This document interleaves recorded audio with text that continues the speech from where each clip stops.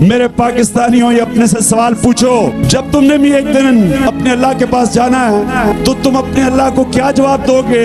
جب تم ظلم اور ناانصافی اپنے معاشرے میں دیکھتے ہو، اللہ تمہارے سے پوچھے گا کہ تم نے کیا کیا ظلم ختم کرنے کے لیے۔ آپ کو سب کو جواب دینا پڑے گا۔ جتنا اللہ آپ کو نوازتا ہے اتنا زیادہ آپ سب پہ ذمہ داری ہوگی کہ آپ نے اپنے لوگوں کے لیے، اپنے کمزور طبقے کے لیے، وہ لوگ جو پسے ہوئے ہیں جن پہ ظلم ہو۔ یہ آپ اپنی جنگ لڑ رہے ہیں، میری جنگ نہیں، یہ ہم سب کی جنگ ہے۔ ہم 22 کروڑ لوگ کیا ایک جوڑوں کے نیچے ہم ان کی حکومت تسلیم کریں گے اس لیے کہ ہمیں ڈر ہے ہمیں جیل میں نہ ڈال دیں؟ میں آپ کو کہہ رہا ہوں کہ مجھے تو اپنی جان کی فکر نہیں ہے۔ آپ کو جیلوں سے ڈالیں، کتنے لوگوں کو جیلوں میں ڈالیں گے؟ کہ کیا اتنی پولیس ہے کہ اتنے زیادہ جو عوام کا سمندر ہے جو نکلے گا اور جو نکلنا چاہتا ہے کیا ان کو ڈالیں گے جیلوں میں؟ نہیں ڈال سکتے۔ اگر انہوں نے ہمارے جو لیڈرز ہیں تحریک انصاف کے ان کو جیل میں ڈال، فکر نہیں، آپ سب لیڈرز ہیں، آپ سب نے نکلنا ہے۔ کوئی اتنی پولیس نہیں ہے کہ وہ ساروں کو کچھ کر سکے گی، وہ صرف تب تک ہے کہ وہ تھوڑے سے لوگوں کو پکڑ کے آپ کو ڈرا دیں گے۔ اس ملک میں کسی کی جان طائر لاہوتی اس رزق سے موت اچھی جس رزق سے آتی ہو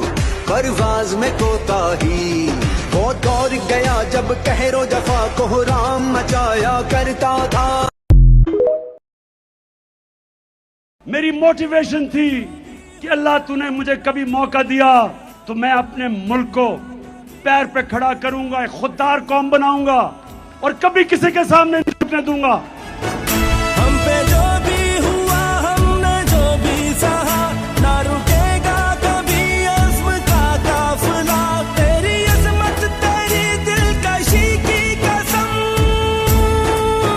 تیری راتوں کو صبح بنائیں گے ہم تیری عظمت۔ آپ ہیں محمد مصطفیٰ صلی اللہ علیہ وسلم کی امت، دنیا کے سب سے عظیم لیڈر۔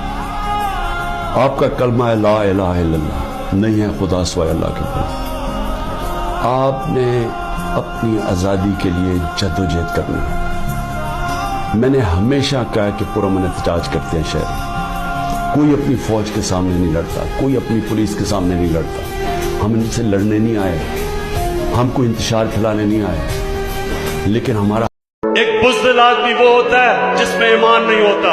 ایمان والے کی نشانی ہوتی ہے اس کی کوئی قیمت نہیں ہوتی، اس کے ضمیر کو کوئی خرید نہیں سکتا، اس کو کوئی ڈرا نہیں سکتا۔